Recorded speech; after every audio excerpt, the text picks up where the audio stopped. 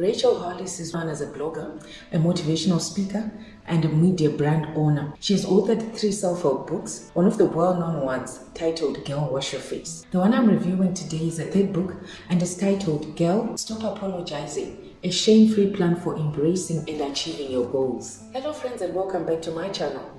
If you are new to my channel, my name is Adelaide and I enjoy reading books and sharing the lessons that I get from the books that I read. I would encourage you to subscribe so that you stay up to date. And if you enjoy my content today, do feel free to enter any of your comments in the comment section. This book has been a thought-provoking one for me to read and to now review to you. And I am honored today to be sharing my thoughts about it. So when I first heard about this book, I was very excited. I thought, this is the book that we need. I had been part of professional and social circles where the topic of women's apologetic nature had already been brought up. From a less serious view of this issue, I had a literal picture in my mind of how we behave as women, and it made me laugh. Have a look.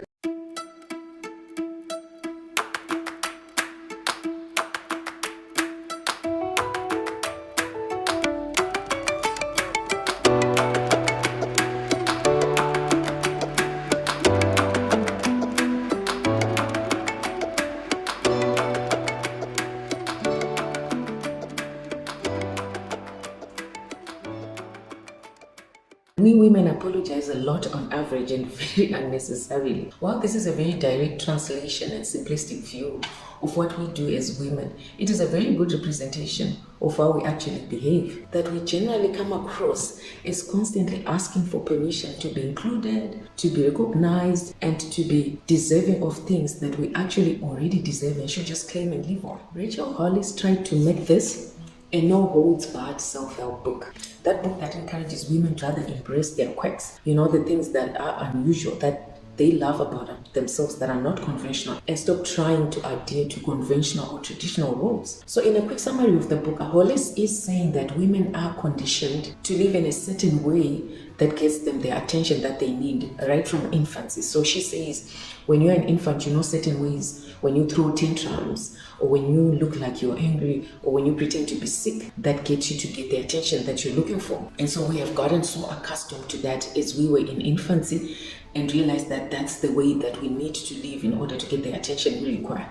So she says that we've been so accustomed to live that way, that we continue to show that and project that even in our adulthood. And that many of us are brought up to believe that we live and survive for others as a sister, as a mother, as a student, as an employee, as a community member, and never for ourselves, just for ourselves. And the aim in this book has been to help us unlearn that way of thinking and rather accept that we can live the way that we want. We can live outside that mold and have society accept us just the way we want, which I'm not sure how practical, but we'll leave that for now. The key takeaways out of this book are broken into 3 main categories. The first one is the excuses that women must let go of. The second one is the behaviors that women must adopt. And the third one is skills that you must acquire in order to achieve your dreams. So just to add a little bit more detail to the 3 categories, Rachel Hollis says there are quite a few excuses that women must let go of. So for example, saying that no woman has done it before, or saying that I don't have time, or having mommy guilt, or the fear of failure, amongst others. And then there are behaviors that she says women must adopt in order to position themselves for real personal growth. So for example, like choosing your dream and going all in.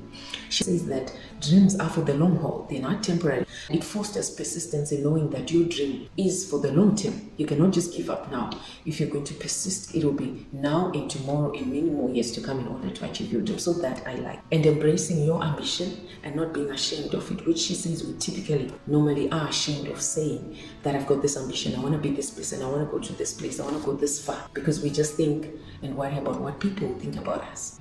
She also gives maintaining a healthy body and a positive mindset is also one of their behaviors to adopt, which I also totally agree with. I mean, it only works that way, that if you're going to achieve your dreams, which include hard work both physically and mentally, you're going to need a healthy body and you need to inspire yourself right from inside with a positive mindset. So that definitely I'm in line and aligned with. And then of course, like I said, she says we've got skills to acquire. Those skills enable us to move from current state to our ambition. So she gives one of the key skills to acquire is planning. In my view, Hollis goes to great detail in this section. She's actually hand-holding the reader and she's got pictorial depictions of exactly what she's explaining, and she gives some examples of how you can brainstorm. She gives examples of how you can come up with a roadmap. She literally makes it almost semi-academic, that you feel like you're in a classroom and you've got someone who knows what they're talking about and they're laying it out for you and actually taking you through the process. For example, after a brainstorming session on your goals, in one of the sections she says, look at your brainstorm and ask yourself, of all the ideas you've got there, what are the 3 major things that, if you actually achieve them, they would, without question, get you to your goal? So you can hear from the reading, from the way the book reads, that she's working with the reader. This includes how she explains skills like persistence and effectiveness. She really leaves the reader feeling fired up. She's also very humorous in her writing style. I was literally laughing quite a few times. Having said all that, and from a different angle, I will say that Rachel Hollis in this book has a certain brand appeal that I think she wants to project. There's a lot of Afro-pop mentions and expressing African-American music in this book. Right from the start, right from the very first page, she starts mentioning music and a love for it, and a lot of it is African-American music. And as the title portrays, there's almost a permanent use of vernacular or African-American lingo, street lingo like sis and girl. I mean, as the title says, girl, stop apologizing. When you read inside, you also see that there's a lot of reference to girl as well, but to sis as well. Well, that is not totally bad, because you've got to brand yourself in a certain way and appeal to your audience, the audience that you're aiming for. I just feel like it was a little overdone in this book and came across like trying a little too hard. However, that is fine too, but I just think that she may have, therefore, not have been fully mindful of the audience that she was aiming for. When I look at some of the advice that she gives, some of the self-help and advice that she gives in a book, how privileged the audience that she is aiming for is to practice that which she lays out in this book. This is where I think this book has some of the shortcomings that I think come across in its forceful hard talk, which I do not mind, but I think it may have missed helping the very people that it intended, at least based on the colloquialism that comes across in the book as you read it. The key questions in my mind are perhaps, 1, is it everything that the author gives as advice that is transferable to the very next woman? 2, are all women merely just apologetic just by nature or their upbringing, and are they able to just turn a new leaf and shift that situation just like that?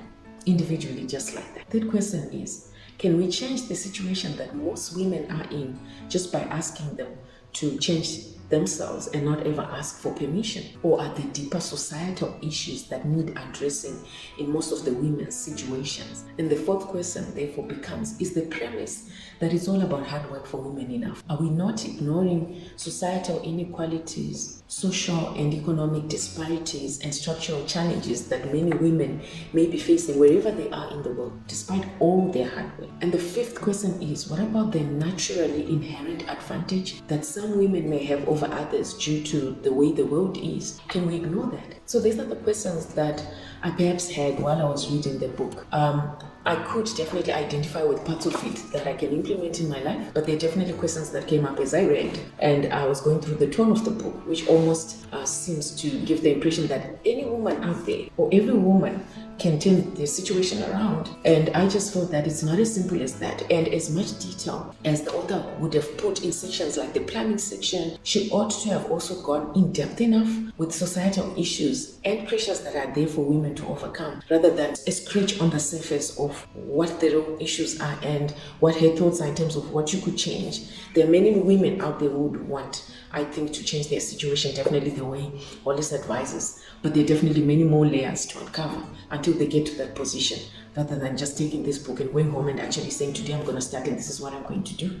I'm going to start by not ever asking for permission, and I'm not going to apologize ever again. I'm just going to be me and society must accept. How practical that is what I was asking earlier when I started this review, that this is what I started to question about some of the advice that's coming from Rachel Hollis' book. And there are also parts of the book that I thought may have been blind to the multicultural woman that exists out there. It's not a homogeneous society of women. that can just take everything in this book and implement. At the time of writing this book, the author was married to her ex-husband, Dave Hollis. When advising the reader that they should not care about other people's opinions, the author says of her own dreams in the book, it doesn't matter if Dave is right. It doesn't matter if the experts are right. It doesn't matter what anyone else thinks or believes. The idea, the dream, the goal is my own. I later learned that the author and her husband had gotten divorced in 2020 after the book had been authored in 2019. I didn't know what to think anymore. The author had given the impression that the typical married woman, working woman, mother type of life had been working for her. But now I was not sure anymore whether that had been actually working for her at the time at which she authored the book. But based on what she wrote in the book, it was working. Lastly, after having loved parts of this book and enjoyed how it is useful, entertaining, and pinching, like it's provoking, it prompts you to do something, I was taken aback by learning of accusations of plagiarism or other people's content or quotes that she would actually not acknowledge in some of her blogs and some of her books. And most disheartening of all for me was getting to learn that there's actually a very similarly titled book that was written in 2016 by a Canadian professor named Major Jovanovic. And the book was written by the professor after she had given a TED Talk of a similar title in 2016. The book is interestingly titled, Hey Ladies, Stop Apologizing and Other Mistakes That Career Women Make. These are unfortunately some of the mishaps we bump into with self-help books. If you've not watched my previous video where I was weighing biographies against self-help books and just advising on which ones could be better and in which situation, I would advise you to go a few videos back on my channel and watch it. And it's very useful because in there I discuss some of the very issues that I've actually uncovered in this book, and you get to learn some of the things to look out for when you're choosing a self-help book. Having said all that, this is a book that I actually enjoyed reading, barring the few parts that I cringed when I read how the book almost came across as chiding all women of all walks of life without ever acknowledging the societal disparities that exist and that challenge individual effort. The book makes it seem like you as an individual woman can change your situation, and if you do that, we can change our situation. While that is plausible to an extent, it's not as easy as it sounds. There are many more layers to actually take off out of how society is right now, until we can actually just say, girls, stop apologizing, stand up for yourself, be yourself, let society accept you the way you are, grab your ambition, embrace it, don't be ashamed of it, do not worry what other people's opinions are. It all really sounds well, as we rise together, because after all, Rachel Hollis is trying to say, as I rose, I can teach you one or two things to raise yourself. But I think there's definitely a simplicity to the approach that she has taken in terms of helping women help themselves and embrace their goals and ambitions and their dreams. So I bought this book out of curiosity. Even after I'd heard some mumbling about its tone and stance, I still went ahead and I bought it. That is because I wanted to decide for myself. I wanted to get into the book and see for myself what people are talking about and decide for myself whether or not this is a good and applicable book. And I think that for everyone as well who is watching this video, it is your right to decide for yourself whether or not you're going to buy this book and whether or not it will be good for you and what you could learn and live out of this book. Thank you for joining me in this book review. I hope that you enjoyed it. This was a thought-provoking review, and if you have your own thoughts and comments that you'd want to express, I would love to read them, and if you can, please enter them in the comment section below. If you have enjoyed my review, I encourage you to watch my other videos as well as to subscribe to my channel so that you stay up to date. Thanks to all of you, and see you in the next video. Cheers!